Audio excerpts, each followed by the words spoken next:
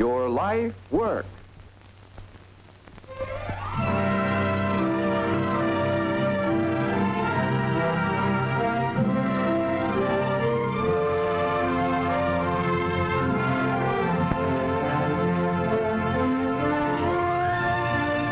These racks and shelves contain a lot of books, tens of thousands, hundreds of thousands, perhaps millions. How do you feel about them? Do they mean something to you? Are they your friends? Have you a real love of books and learning? You do? That's good. Now, do you like people? And do people like you? Do you like all kinds of people? The young as well as the old. People in all stations of life. You do? That's wonderful. Because when you have these two important qualifications, love for books and love for people, you may well consider the vocation of a librarian, a vocation that gives full enjoyment to the librarian and radiates it to the public. The public, that may consist of children with an awakening interest in literature, or professional men searching for special scientific information, or the blind, who do their reading by touch, or people of rural areas whose library is brought to them on wheels. Yes, there are many aspects to this worthwhile occupation, all of vital importance in the nation's life. Let us consider some of the various types of libraries and start with the greatest of all, the Library of Congress, which is located in Washington, D.C. One of the largest in the world, this library, established in 1800, is relatively new when compared with those of some European countries.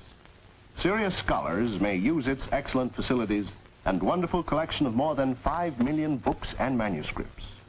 This truly national library extends research and other services to members of Congress, the government departments, and to the public. The many different libraries in our country have various functions, depending on their location. Each one has to answer a specific need. Therefore, a modest rural library must be different from a city library, offering a multitude of services to meet the needs of a great variety of persons. The specialized library in an industrial plant is different from the one owned by a law firm. But although libraries differ, basically the task of the individual librarian remains the same, bringing books and people together. The largest number of librarians are found in 5 general classifications. First, we may mention the catalogers, who usually work behind the scenes. They organize and interpret library collections for you readers. Here is an illustration of what proper cataloging can accomplish. I'm looking for a book on television, but I forgot... Do you know the author? No, I don't, and I don't know the title either. But it's a blue book, and it kind of gives the whole story. You know. I think we can help you. This boy's problem was not an unusual one. He did not know the author's name, nor did he remember the title of the book. But he knew the subject, television. Because the cataloger did a good job, the book was easily located, and the boy was further encouraged to use the library facilities. Proper book evaluation and careful research render a great service to the patron. Second, there are the reference librarians who help readers in their search for special information. Through your books on China, can you help me identify the dating of some old Chinese bronzes? I'm starting on a new project on radar. Could you compile a bibliography on this subject for me? The reference librarians locate various materials through their familiarity with the contents of the library, a very important money and time-saving service to the public. Third, we have the circulation librarian who organizes and supervises the distribution of books. And by the way, this job belongs to a classification which does not necessarily require college training. Fourth, we have librarians who serve the young people, much the same as adults are served, except that the children's levels of interest are emphasized. Each child is looked upon as an individual, whose reading habits are in the formative period. Fifth, there are the school librarians who contribute to the educational programs of their schools. College and university libraries employ special staffs for the work of research, cataloging, reference, and circulation, just as do the large public libraries. The large public schools generally employ special librarians to assist the pupils in finding suitable books. During free reading periods, the librarian attempts to direct the young reader's interest into approved and worthwhile channels, a challenging and rewarding job. In the smaller schools, the library is usually under the supervision and direction of a teacher librarian. Pupils working during free periods generally handle circulation.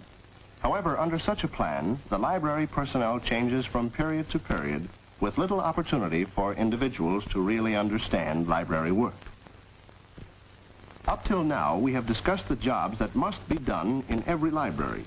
So far, we mentioned the catalogers, the reference librarians, the circulation, children, and school librarians. At times, they do their share in the reviewing of new books, evaluating and eventually buying them. This is done with one single purpose in mind, the improvement of their service to the people in their community and the country at large.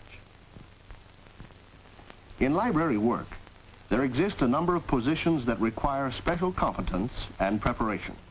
Take, for example, the administrator of a large library, often a highly paid executive. You'll understand that this person needs a great capacity for leadership, a high degree of vision and imagination, and a thorough understanding of all phases of procedures in his organization. Then there are the specialists in subject resources, particularly in scientific, technical, and social science fields, who render bibliographic and reference service to public, university, and special libraries. Extension librarians for county and regional libraries who understand the social organization of rural communities and the objectives of rural leaders pioneer in a steadily expanding field. Librarians in adult education, including readers, advisors, community workers, and group leaders, provide special service for adults. Public relations specialists interpret the library's work to the public by personal contact or by means of newspapers, radio, films, or other methods of public relations. Specially trained librarians are always developing newer resources and educational uses of microfilm, motion picture film, and other visual materials, such as posters and pamphlets.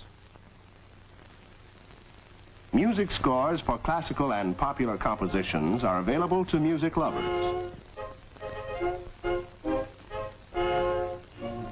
Phonograph records are also found in many modern libraries. Hospital librarians provide special service for patients and hospital personnel.